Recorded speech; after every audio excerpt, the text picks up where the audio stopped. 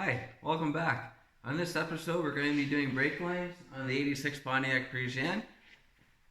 I put the transmission in it about a month ago. I knew the brake lines weren't very good, but I was hoping they were going to make it this summer because I want to start doing a full rebuild on it this fall, but they didn't make it. So we're going to get in the brake lines. It started with just the rear line leaking. I went for about a 170 kilometer drive, and just as I was getting close to home, the brake pedal started feeling funny, so I knew I had a bad brake line.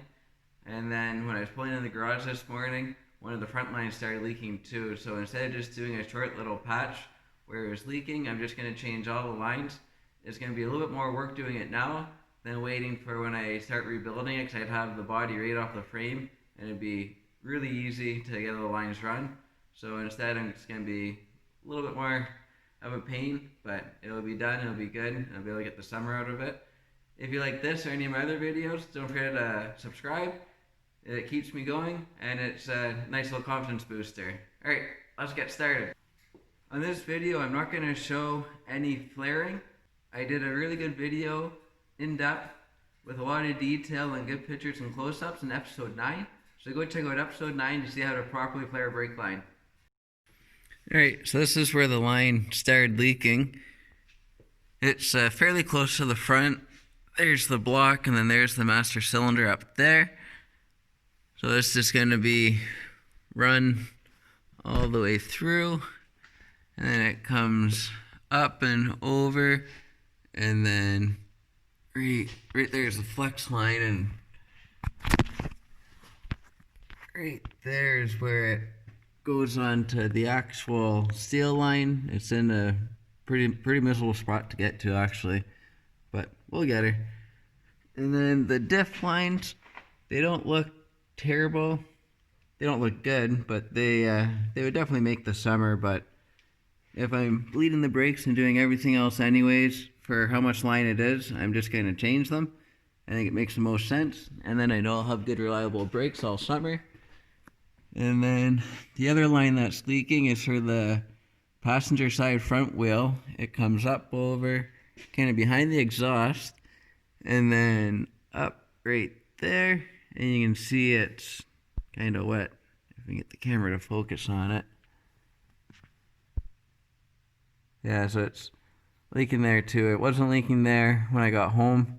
When I pulled in the garage, I went to hit the brakes, and the pedal went right to the floor, and then I seen another big puddle of fluid on the ground. So, but these ones look like the bleeder screws will come out easy on the back. I think I'm going to be using the torch to heat it up, because that usually helps. So yeah, I got this line broke free on the block already. I still need to break all the other ones free, but it shouldn't be too bad. Usually, if they give me a hard time, I'll just cut the line right at the fitting and put a socket on, and then I'm going to get new lines. I'm going to get the copper cladded stuff because it lasts longer and it's really nice to work with. It's worth a little bit extra money for a roll, and then I'll get new fittings in that too. And it'll be good for another like 35 years, which is going to be pretty awesome. Alright, I got all the brake lines off of the car. When I get them off, I usually try to set them on the floor, kind of how they were laid out on the car. So right here is our diff lines. So this would be the left side, or right side, and this would be the left side. So this is the back towards the front. And then we have the line going up to the block underneath, and then right up here we have the lines going to the master cylinder. I have the other line finishing draining the oil out of it, or the fluid out of it, so it doesn't get all over the floor like that. And then this is the other front line on the passenger side. So that just helps me get things laid out where I remember where they were and how they were oriented, so when I go to put them back in, it's a little bit easier. Alright, I'm going to start bending the line up to go back underneath the car. So one of the first things I like to do when I start doing the line, I'll stretch out a little part of it, and then I'll flare the fitting on the end I'm going to start so I don't forget. And then I'll start bending towards the other end of the line, and then put the fitting on that end. But the best way I find for straightening out brake line when you buy it in bulk in a roll, I usually just kind of stretch it out a little bit like that. And then I'll back up here so you guys can see. And then I just kind of put it on the ground. And I keep pressure on it, pushing down and holding with my foot. And then I just roll it out. And then it stays almost perfectly straight, which works out pretty good. And this is a copper cladded line, it's supposed to last longer, and it's a lot easier to work with. I bought it one time just to try it, and I'll never go back to the steel line. It's much nicer to work with, especially if it's a harder vehicle where you have to kind of like run the lines and then cut and flare it underneath the vehicle. This stuff is a lot nicer to work with. So I have my flaring kit right here. And I'm going to start getting set to flare. Unless I'm flaring underneath the vehicle, I usually like to set up my flare on a vise. And then I just find it's a lot easier. It just seems to work better for me. So now I can start bending the other line. I'm going to put a bunch of tape on the end of this just to keep any dirt or anything out. And then I'm going to start bending on the ground how the other line was and match it best that I can. So then when I put it back up and in, it will look like factory, and it will save me from being underneath the car with dirt and everything falling. And another reason not to just run a bird's eye when you're doing brake line, if you are a little bit too short on your line, you can extend your bends out a little bit to gain that ½ inch if you end up being a little bit short, or vice versa. You can make your bends a little steeper without kinking it to make the line a little bit shorter, so it gives that little bit of expansion and contraction room. And also when you hit the brakes really hard, I always think if the line wants to flex a little bit, it'll give it that room to flex versus if it's just a straight line and blowing out. Whenever I've seen people that run their lines just straight, they always seem to blow their lines out a lot sooner. And then also when I get to the master cylinder, I always put my curls and everything in, because like your brake lines are run on your frame and your body's mounted to your frame with rubber. There's always a little bit of flex. If you run them just straight down, they don't really have that room for that flex. It doesn't have that little cushion like a spring almost. And again, if you do a panic brake, it gives a little room for expansion versus just blowing your line out.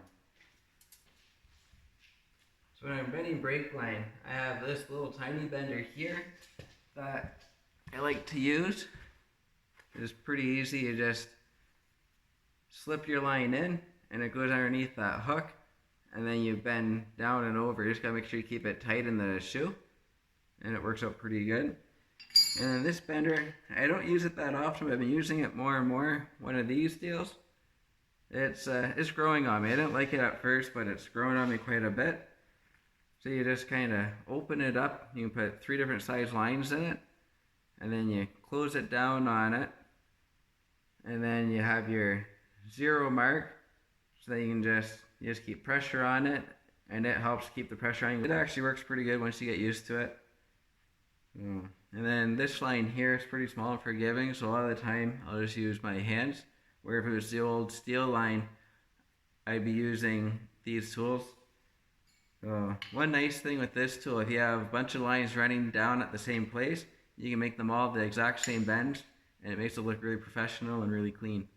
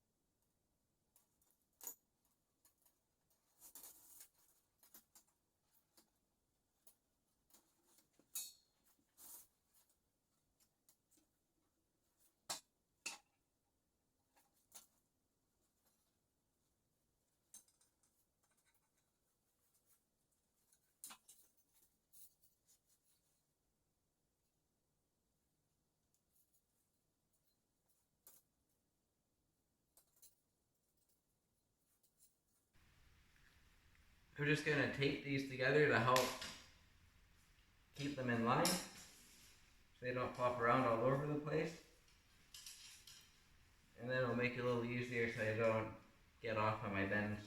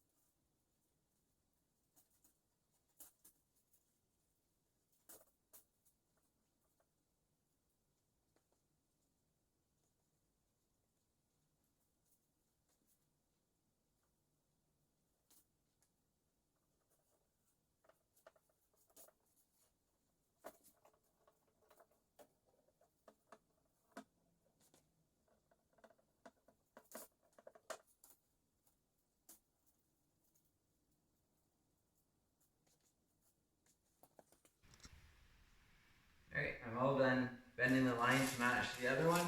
It turned out pretty decent. I just need to cut now. So I'm using my pipe cutter. And when I cut it, I need to make sure that I leave enough room for my fitting as well as for flaring. So I just kind of hold it up, line it up roughly where I think it should be. And then I usually have just a little bit extra, like 1/4 inch or something, just in case I'm off by a little bit.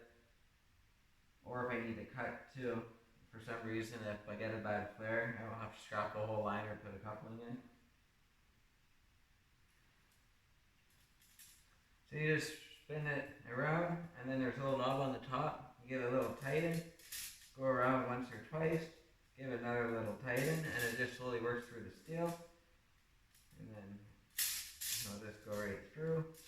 There's that half done. And then you just push up right here. And there's a little reamer built right onto this pipe cutter. And you just go in like that and ream it.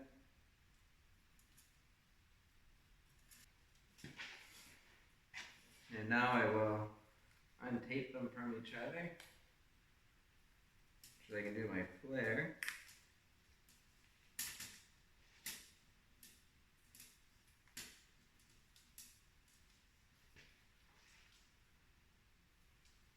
The lines I'm replacing, they're not the original factory lines. This car is my father's, and he's changed the lines twice now, so this is going to be the 3rd time the lines were done on the car. But it is an 86, so it's 30-some years old, so it's not uncommon. Northern Ontario, they put a lot of salt and that on the road, so it eats away our lines and everything. So usually you're changing brake lines every 7 to 10 years. I'm hoping this new stuff lasts at least 15 to 20 and I'll be pretty happy. And there's that flare. So now I'll put a bunch of tape on the end of this and then I'll start putting it in the car. I like to put the tape on, it just keeps the dirt out because there's always dirt and grease and everything when you're trying to get the lines in, especially when you're doing one big solid pre-bent line. But it turned out excellent. It runs right from the block all the way to the rear flex line at the differential. Alright, I have all the lines bent up now except for the 2 coming down from the master cylinder. So I'm going to bend those right now. But I want to show my trick for recreating this circle and making it turn out perfect. It's real easy, real simple. So I'll show you once I get to it. Alright, so my trick is a piece of pipe. Nothing special about it. This is just 1.5 inch ABS. So it's just plastic. So that works out to pretty much what the original diameter was. So it'll look factory still. So I just take that, nothing special, and then just start rolling it around it.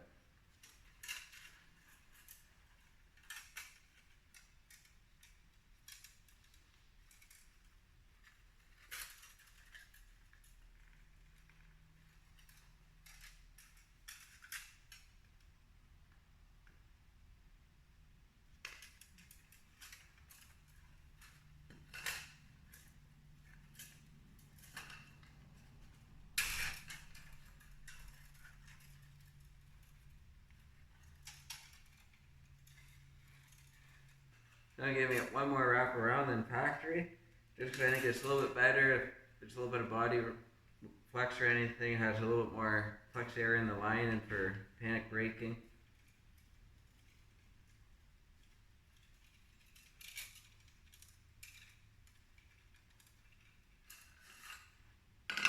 And there we go. Turned out perfect. Now I can finish doing my line. Alright, I just need to put my flare on the bottom now with my fitting on it. But that's how it turned out. Nice perfect circle. So it'll look pretty awesome underneath the hood when you pop it. Gives a nice professional look versus just running it straight down, looks like garbage. And if you just try bending with your hand, it's never a nice smooth turn, and it always looks like junk too. So this makes it look like it came right from the factory like that. So it's just something I like to do.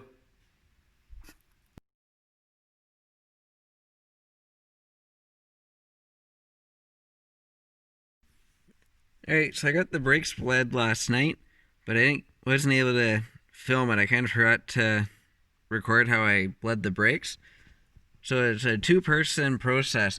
So you have one person in the car, and you're going to pump the brakes up until they get hard, and then the person underneath the car is going to open the bleeder screws, and I'll show you where the bleeder screws are, and it will, the brake pedal will end up dropping like right down to the floor, but you just keep it held, and then the person underneath will tighten up the bleeder screw, and then you pump it up again. And you just keep doing that until you don't get any more air out of the brake lines. And if the brakes feel spongy, that means that there's still air in the system, and you have to keep bleeding them to get all the air out. Otherwise, your brakes will always feel spongy, and they won't be as responsive as they should be. So it's pretty simple. The biggest thing with it is just communication. So usually you pick one person. I usually like having the person in the vehicle communicating, because they can tell how the brake pedal feels. So they pump it up, and when it starts feeling stiffer, not getting any stiffer, then they can let the person down below know to open the bleeder screw. Their foot will drop right down, and then the person down below will tighten the bleeder screw and tell them that it's tight again, and then the person pumping can take their foot off and then pump it up for the next time. So that's a quick tutorial on how it works from inside the car, and then I'll show you down below where the bleeder screws are to loosen. And yeah. Alright, we're underneath the car, and this guy here with the cap, that's your bleeder screw.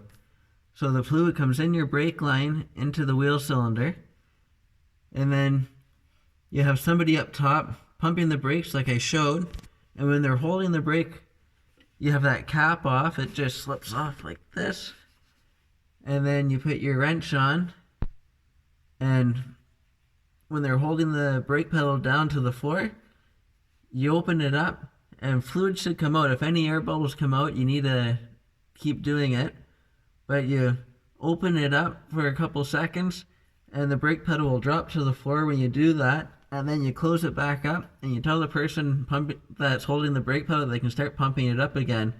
Because if you release the brake while that's open, you'll just suck air into the system potentially. So you don't want to do that. So you just keep doing that till there's no air in the brakes. I usually just keep going around. I'll usually do 2 on each wheel until I get all the air out and the brake pedal feels good and solid. So it's pretty easy. It's just a 2-man job. So it's not too bad. But that's how to bleed your brakes in a nutshell. I'll show you on the front wheel where the bleeder screws on the caliper up there. But it'll have the same cap and everything on normally. If the caps come off, they just fill with dirt.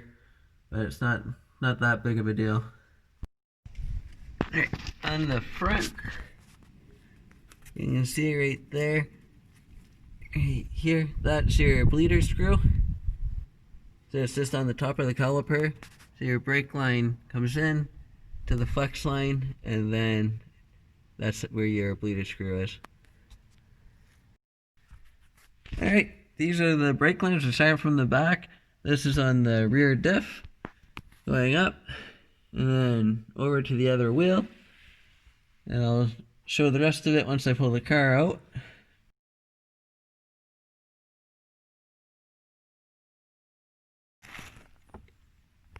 Alright, so here's the line running back to the rear diff.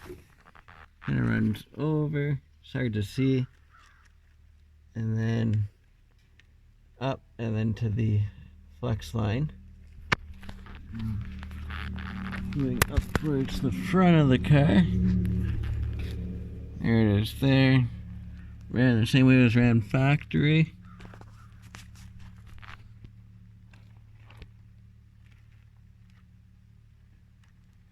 And over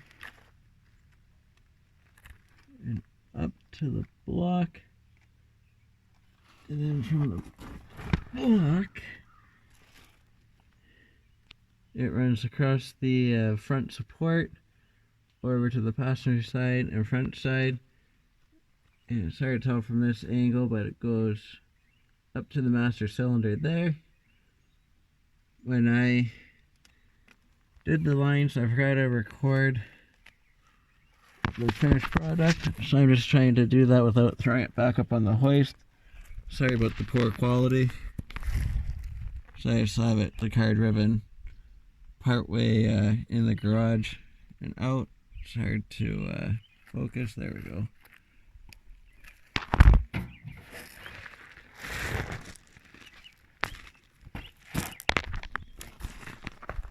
Yeah, so that's just how I have the car sitting right now. Half in, half out, just so I can fit. I hope you enjoyed this video doing the brake lines. Don't forget to subscribe. Have a great night.